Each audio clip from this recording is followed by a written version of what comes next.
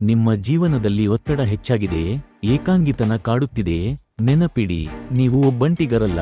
ನಿಮ್ಮ ಮಾನಸಿಕ ಆರೋಗ್ಯದ ಬಗ್ಗೆ ಗಮನ ಕೊಡುವುದು ಬಹಳ ಮುಖ್ಯ. ಮಾನಸಿಕ ಆರೋಗ್ಯ ಅಂದರೆ ನಮ್ಮ ಯೋಚನೆಗಳು, ಭಾವನೆಗಳು ಮತ್ತು ವರ್ತನೆಗಳು. ಇದು ನಮ್ಮ ದೈಹಿಕ ಆರೋಗ್ಯದಷ್ಟೇ ಮುಖ್ಯ. ಆರೋಗ್ಯಕರ ಮನಸ್ಸು ಸಂತೋಷದ ಜೀವನಕ್ಕೆ ದಾರಿ ಮಾಡಿಕೊಡುತ್ತದೆ.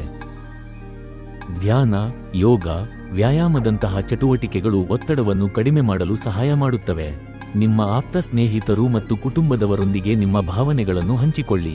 ವೃತ್ತಿಪರ ಸಹಾಯ ಪಡೆಯಲು ಹಿಂಜರಿಯಬೇಡಿ.